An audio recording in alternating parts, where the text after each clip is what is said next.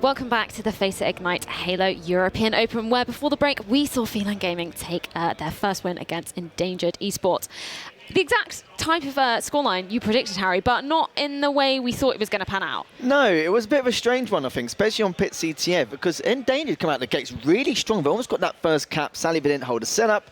It was 0-0 for quite a long time. Kind of felt like a matchmaking game to a certain extent.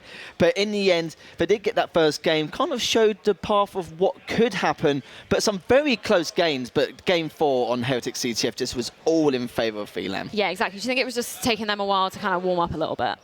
Even with the scoreline, I still think Endangered deserved that series, but they threw away several opportunities to capture flags, hold on to the ball. There were so many fumbles. I thought they were the better side, and I think Feline are going to have to wake up if they want to progress and actually get out of this group. But yeah, it is a case of maybe not being warmed up. But if you can play badly and then still progress and still get victories, that's the sign of a championship winning side. I mean, obviously, they're not going to be dealing with the likes of Tox, etc., but that's the mentality you need to have if you're going to progress. Well, we're going to head in to see our play of the game, which I believe is by Warrior O'Neill on map 3. It was a clutch ball play. Let's take a look at this one.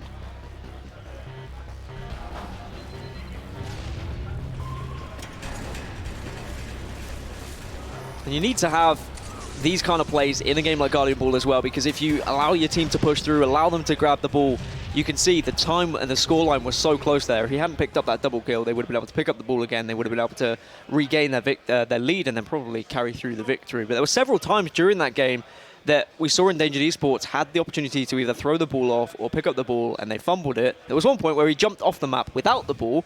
If he had done that, he could have saved 10, 15 seconds, and they probably would have won that game. So, like, it's a real shame that those slight minor decision-making or mistakes, that they really cost them the series. Yeah, it's weird, because Feline made so many mistakes. Like, the amount of times they tried a counter-attack, they would, you know, go 2 on spawn straight over Snipe Lift without shooting or even trying to get a frag down at all, like left, right, and centre. Didn't plan any of their utility. Sometimes they actually got away with it, but there was other times where they're not very coordinated. One person will go underneath on his own and then like get killed straight away. And there's so many of these little things here and there. But the weird thing was, as you mentioned before with Endangered Esports, is the fact that they were actually coordinated so well on their counter-attacks, all in sync, all going top mid, all focused on the same people. I was thinking to myself, oh my God, they could actually take this series, because it looked really good. And then all of a sudden, it just fell apart. They all came from very coordinated to stumbling a little bit, like you mentioned before. So I was a little bit surprised, a lack of consistency there. Yeah, well, a surprising first game, but we're going to be heading into our second game, which is Absolved versus Hyperboom. What are you gentlemen making of this one? I'm excited to see Hyperboom, actually, especially with Trank coaching them. I believe Trank is here, as long as he did actually make it and he's not dodging events like he used to.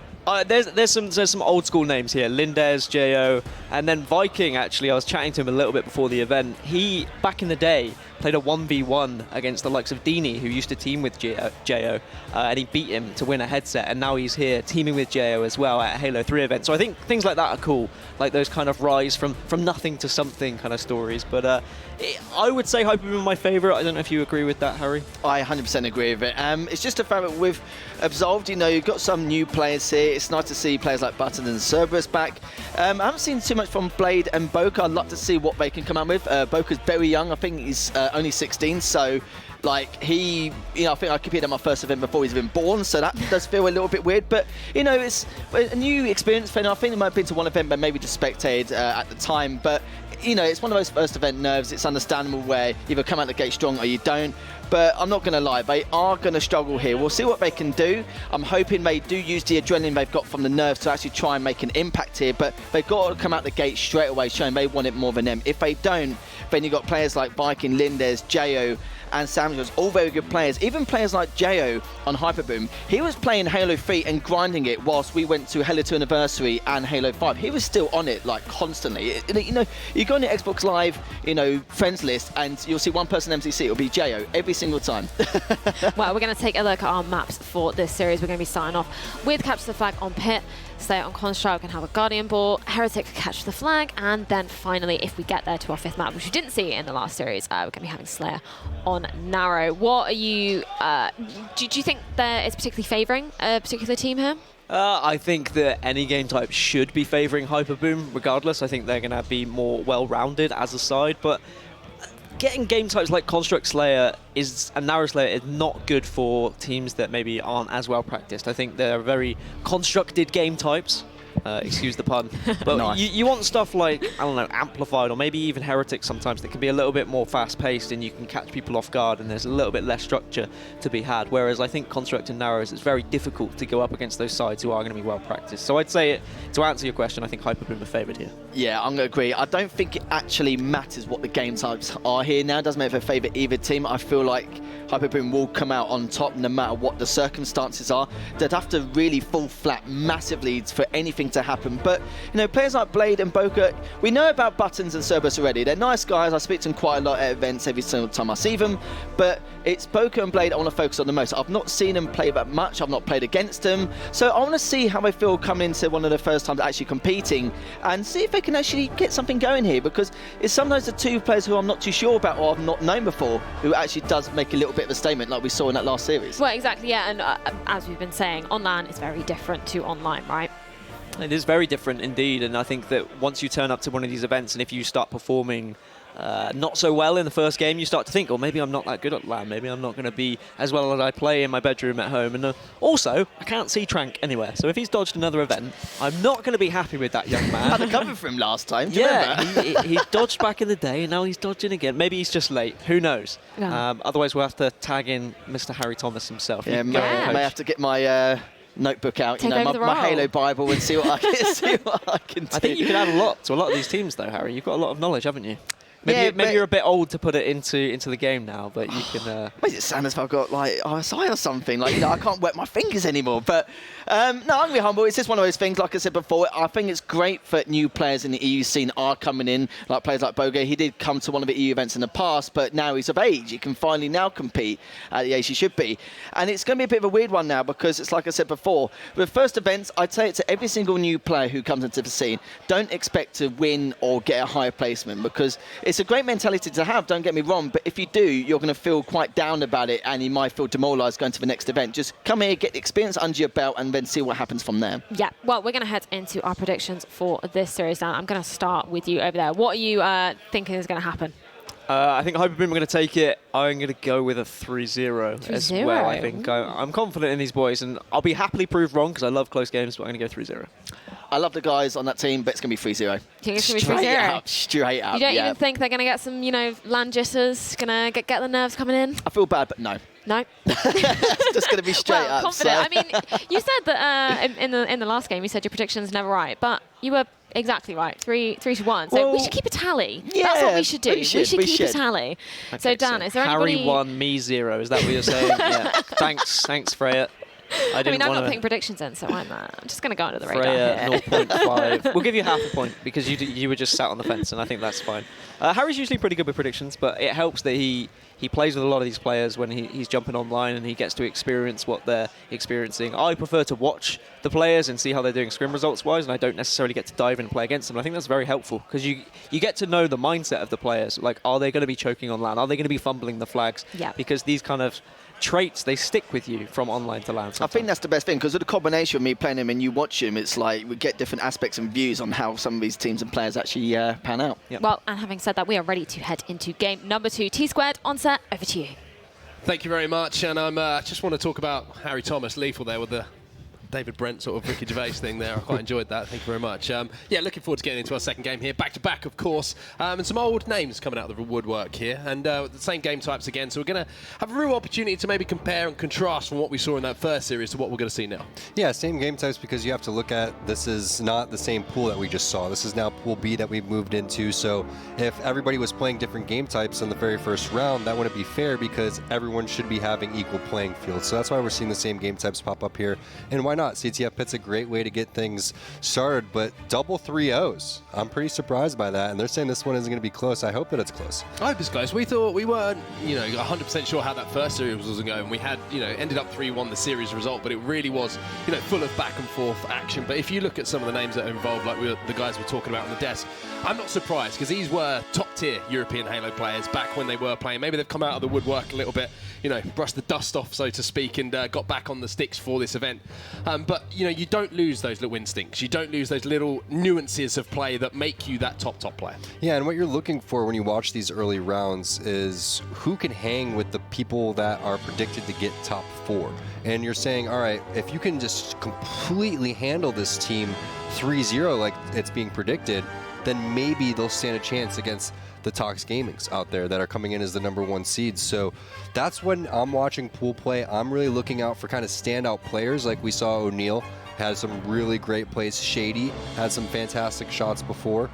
I'm looking to find out who's going to be going huge here from this series.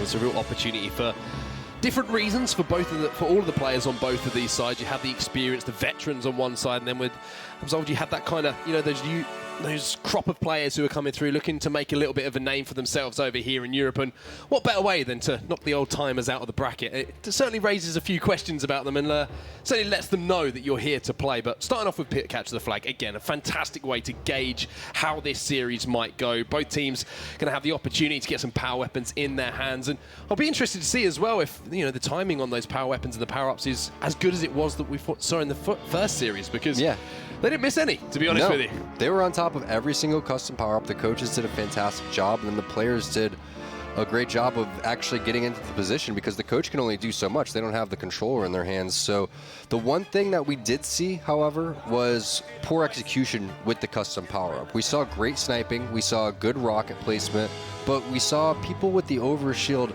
coming back to their own base, which doesn't make sense. We saw people with the overshield going hunting for kills, which doesn't make sense. If you're going to get that, you need to progress towards the custom.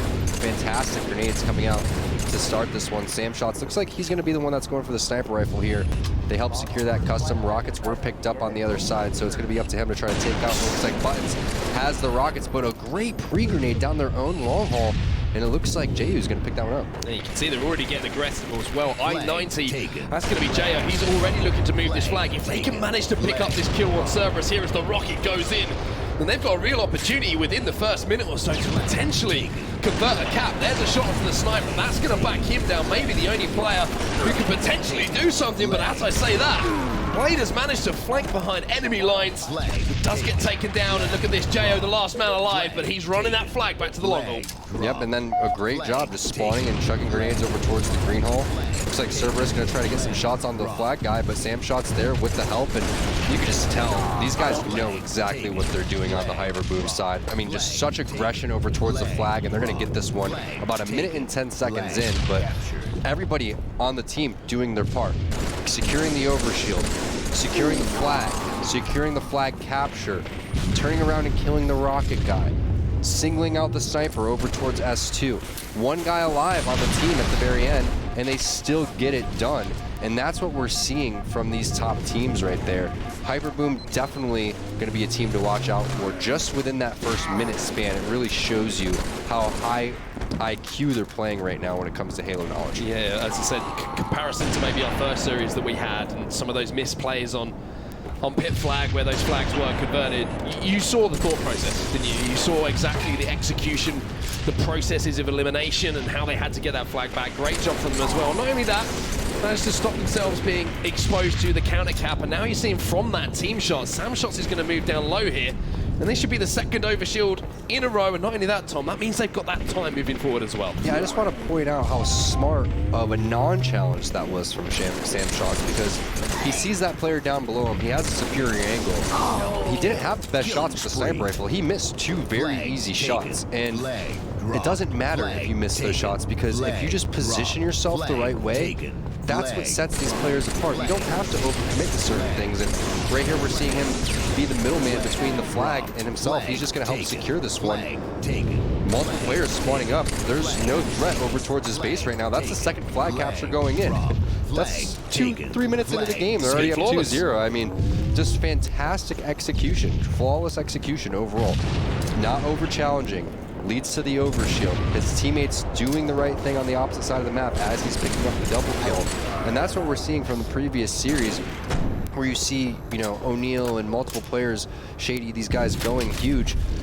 You're kind of seeing it look a little bit more difficult for them. And the signs of a great team and great players is they make it look easy. And one little thing that I love there, sorry to cut you off, Tom, is he fired that rocket across map there, but having not connected, and having seen no teammates in front of him, harking back to something that you said in the first series, he has the rocket launcher, had no one to bait, so decided, hey, I'm going to keep this in control. Why would I possibly give any kind of risk, any opportunity to the opposition to get this in their hands? I'm backing up. I'm going to guarantee myself some kills on my side of that. Yeah, just fall back and, you know, don't overcommit on that sniper player. You don't have to get crazy over here. You know, just wait for players to come to you. You're up 2-0. They have to push to your side. They have to capture the flag. That's the point of the game, right? So if you're just sitting, and it's not even camping. It's literally just playing strategic. And oh my gosh, are you kidding me? A killing frenzy. Felt like he had a double kill and was going to go and try to push his way over towards the platform to run that flag, but they're already running this. I mean, the damage was done and a perfect job getting right over there towards the needle ramp. I really like the way that these guys from Hyperboom are playing this right now, and good shots right there, but it's just not going to be enough. Absolved, they're on the back foot right now. This flag is going in fast. They're going to have to get a nice flag return here, and that's going to have to start here with Blade, but Blade just doesn't have the help. He's by himself. There's no other help coming in from the training side, and that's curtains on this game. I mean, such a fast game. Just perfectly played coming in there. They were so on top of the objective. They were so on top of the power-ups, the power weapons. That's scary. It's scary to see, you know, what these guys can do. I want to see them face off against these top teams already. Yeah, I mean, that did look very, very simple for them. As you say, it was flawless execution on pretty much every single thing that they tried to do on the map. As you say, whether it was power weapons, custom, baiting and switching, moving that flag. I think the only thing you can kind of maybe slightly criticize was the first flag run wasn't the cleanest, but having recognized that, they then made the right decisions coming off of respawn and delaying those deaths to make sure they got that second touch and converting. So fantastic stuff there to take home a fairly clinical, I say fairly clinical, the definition of clinical, 3-0 win there on Pit Flag. And it's tough when you're on the opposite side of that. There's not really much communication you could say between your team. You see these guys, they're talking about stuff like, feel my hands, bro, warm them up for me, you know? Like, you don't see other stuff going on like that on the other side. What you know? a teammate, by the way. You know, Jo, look at this. I don't know what's worse, Jo asking or his teammate doing it for him? I think they're both Who would you wrong. rather be? They're both wrong for doing this. If you had to pick one, though. You know what you do is you sit on your hands yourself. This is the strangest thing I've ever seen in my life. Next thing you know, like, they're going to have their own personal masseuse that comes behind them and warms up their shoulders for them. He used to be the hand warmer on straight. I don't know. Snipe down. He's here. I'm going to check with him. Anyway, next game coming up is Construct Slayer. And the way that was so conclusive in that first map, you can't feel that, you know, Absolved are really going to have too much of a shout here unless they do get out to that hot start and maybe put some pressure back onto Hyperboom. But with the way that they were preserving their deaths, making sure that they were playing the percentages in every single situation in that first map, Pit capture the flag, it wouldn't be a surprise to see this. It's about positioning. Get a little bit messy. It's about positioning. This game's all about getting in power positions, and certain power positions apply in different situations. And one of the things that really stands out to me was when they got the double kill there and he had the killing frenzy, and then they start running that flag and he dies, and it was only a 2-on whatever situation. They had the flag guy, and the other guy immediately was on the needle ramp, and he just comes flying down, shooting in the right spots. He's choking the Mauler spawn. He's watching the flag guy as he's running it back. And it was just perfect, the way that they were able to do that. And you could see poor Blade, I mean, he's trying to get over and do something, but they're in the right spots. He's at the green box watching the training already. He's not sitting on the platform. He's in your face, forcing you to challenge him, so you can't shoot the flag guy. You have to take that battle, and you have to win that battle while you're at a huge disadvantage. And to go even deeper into that, just as we do jump into our second game, yeah, it's the last cap, but even recognizing that, it's the last cap. Everyone come back. You know, the kills you get are irrelevant. Just come back, secure that flag cap, and that's exactly what Samshots did towards the end of that game. But here we go. Game number 2 about to kick off now. Absolved very much on the back foot, flattened, to be honest with you, in that first game. It's going to be interesting to see who can get up top here quickest, who can get control of those rockets, who can get out of that all-important lead at the start. It looks like almost uncontested rockets here as Cerberus will be put his back here by Samshots. Jo has the rockets, and he's going to pick up a nice, comfortable double kill. 5-0. Don't turn around. Oh, that's devastating. Oh, he's still alive, though.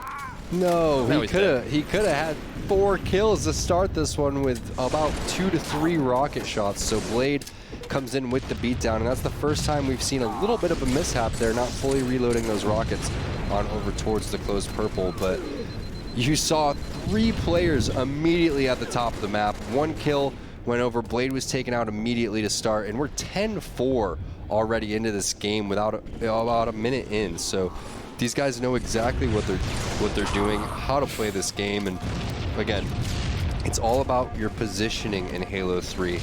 Don't overcommit to things that you don't have to.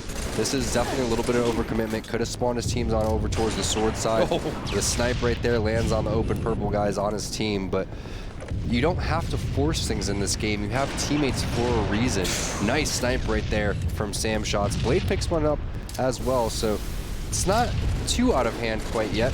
You are being doubled up, but if you can get top control here, maybe milk a couple kills, try to get these guys a little bit nervous, but from what we're seeing so far, they know exactly what they're doing. They're hitting their shots, using great teamwork overall. Button's going to challenge. Nice nade on over towards the open purple side, but Blade, he gets taken out, and now everybody's stuck on over towards top gold. So this is a tough spot to be in. Camo's popping up, a great drop down here. They're going to be baiting this one. Blade gets taken out of no shields already again. 2 players taken down to no shields, and just look at the teamwork. Everyone flooding down, everyone dropping. They're so decisive.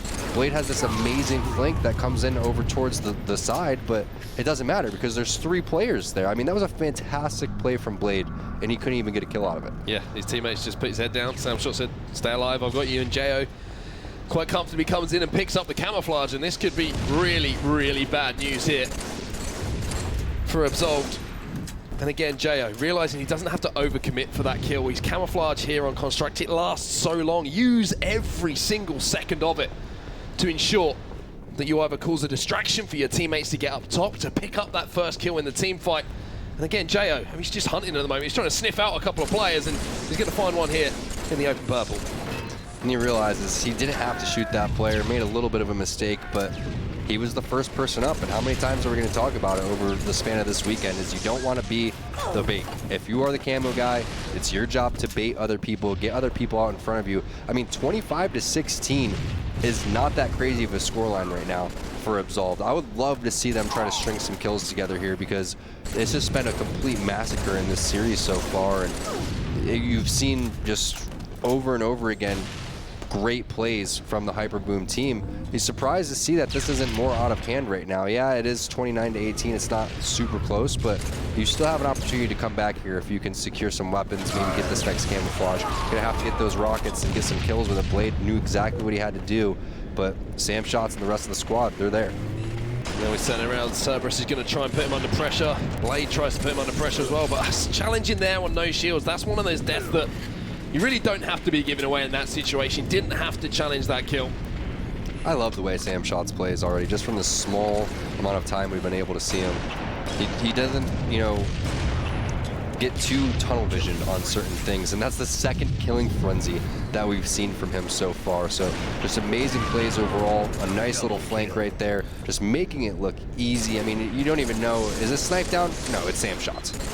And there's another kill there onto Bucker, puts him onto his back, and I mean, sometimes things just go for you, and sometimes a camo flare falling straight into your crosshairs is the perfect way to continue your run. Sam Shots here, I'd be very interested, Tom, to see if he's actually died so far in this game. Yeah, do not switch it off his screen. We want to keep it on his screen all the way through here until he may pick up a death, if he does pick up one. Has a shot on Blade, and there it is. The running riot, the 15 spree coming in.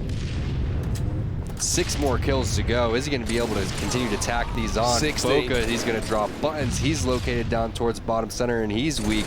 I just say, feed me, guys. I don't care if it's a tournament. I want to hit 20 and 0 here. Oh, he almost got 17. Now he's got the 1v1 with buttons. There is 17. 17 in a row here. Make it 18. Teammates need to start jumping off the map right now. He needs 20. Blade desperately trying to stay alive, but Sam Shots at the moment, he's after blood. Buttons is weak, and Sam Shots is trying to stay alive. I'm still trying to work out here from the way he's playing. Is he on a perfection? It doesn't matter. Yes, he is! Oh. 18 kills, 0 deaths, and a little bit of an exhale. And I'll tell you what, if he does that all tournament, they're going to go on a hell of a run. That is insane. The perfection coming out, 18 and 0 for Sam Shots. And I feel that. I'll scratch my head as well. I feel that, Blade. That's the mood. Well, there's only one stat line to really talk about that. Sam Shots, 18, 8, and 0. Perfection by name, perfection by nature.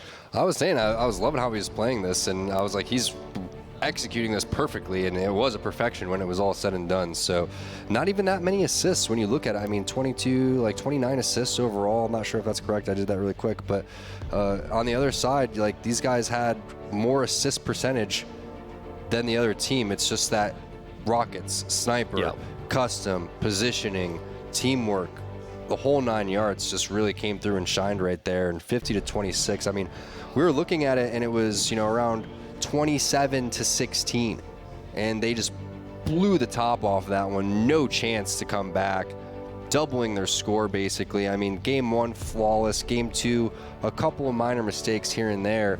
The double reloads on the Rockets kind of got to them. They probably could have ran away with that one a lot more.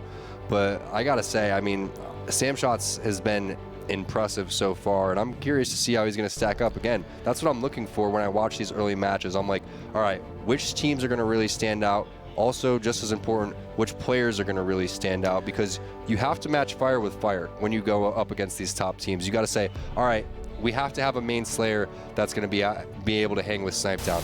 We need an objective player that's going to have to hang with Snakebite. We need a BR that's going to have to hang with APG's BR. We need someone that's going to play sneaky how Ace plays sneaky, and that's how you match up against these top teams. But one thing that I always look for as well is, I mean, a lot of us can play Halo when the other team are 4 dead, right? When we know what to do, we know how we're trying to execute. It's how you play on the back foot as well, and we haven't seen enough from Absolved here to really test that from Hyperboom Esports. How do they react when they're 4 down, when they don't have power weapons? How do they keep those games close? But sometimes if we're not asked those questions, you can only answer the ones that are in front of you. And Samshots, 18-0, certainly something to write home about. First Halo 3 event in around 10 years here at Twickenham Stadium. And 18-0, you see it pop up there, the perfection medal, a fantastic way to close things out. He wanted 20. I wanted 20. I wanted 20. We all wanted 20. Did he get 19? No, he didn't get the 19. That's what I'm saying. These guys here are selfish. They need to jump off the map next time. Is that what you've been checking? But I mean, there's literally nothing that you can do if you're the other side except laugh. You know, just laugh. You gotta learn. Like, you've got to learn. You can learn, but you just gotta laugh it off and be like, Oddball. this guy really just went 18-0. We have to kill him. That would be my only goal, would be to kill Samshots right now. I got to do something that once. Just throw that out there. Anyway. Okay. That's your song next time. No, I'm just kidding.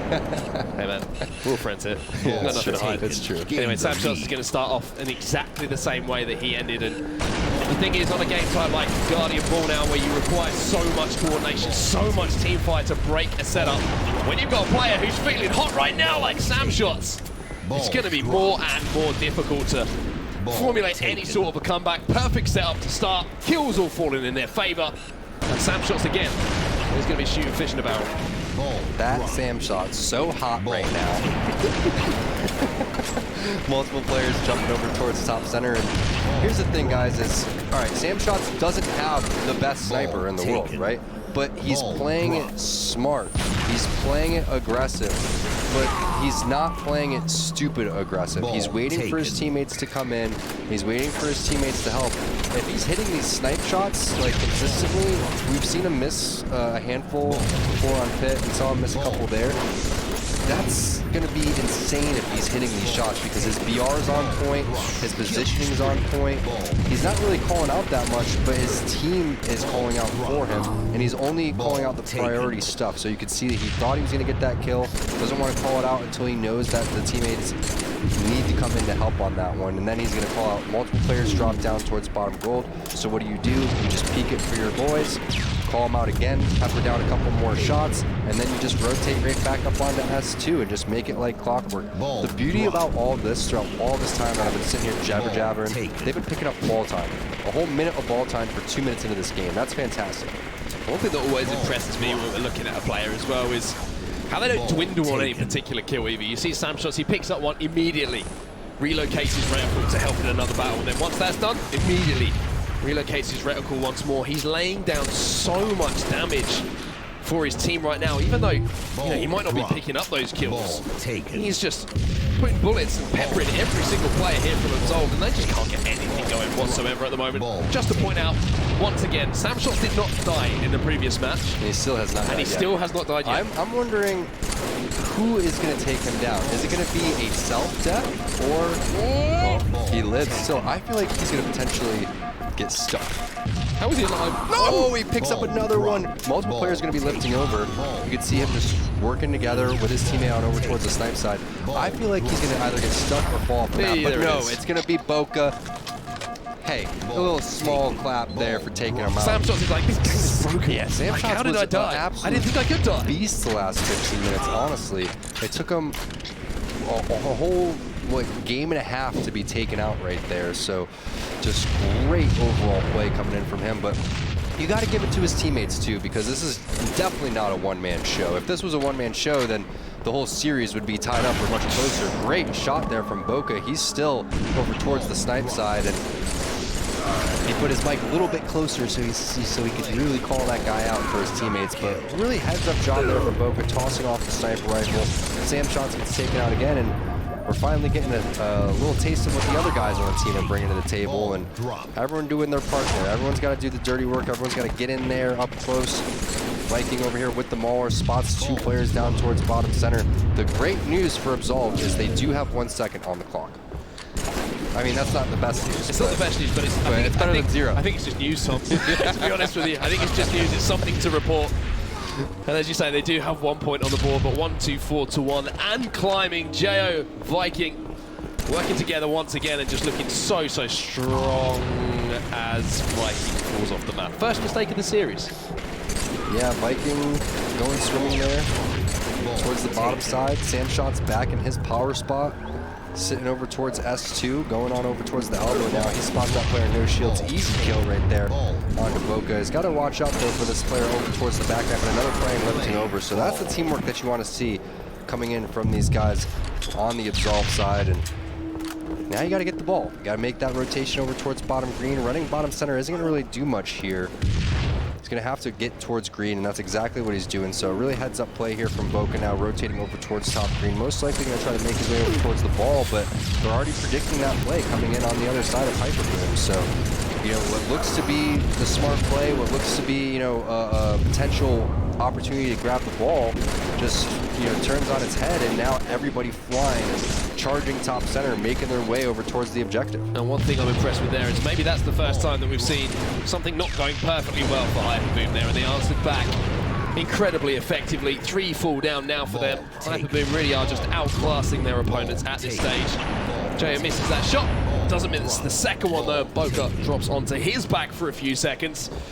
And now with a full sniper rifle, and a full setup, and with Hyperboom feeling full of confidence, you just get the feeling that it's a formality at this point that the series will end up at 3-0. Boca now going to be taken down. Nice little quick scope there. Buttons, look at the team fight coming in. And again, Jo, communication here from Hyperboom, absolutely exceptional. Backing down, 4 dead. Easy as you like. Doesn't have to over-challenge that, realizes the help's coming in. Now he's going to just hold down S3 and wait for players to poke over towards top gold, and this is basically what you see coming from the players that over on the snipe side is you have someone that's already watching under glass on your team. It's your job to watch top gold in that lift. That's where the priorities are. That's where players are going to try to make their push on over towards top center. If you don't hit your snipe shots, they start to advance on the map, and that's exactly what we're seeing. So the rest of his team going to have to bust out those battle rifles and step it up. Nice little quick scope there for the killing spree onto Cerberus, and that's Boca. That's going to be all 4 dead here.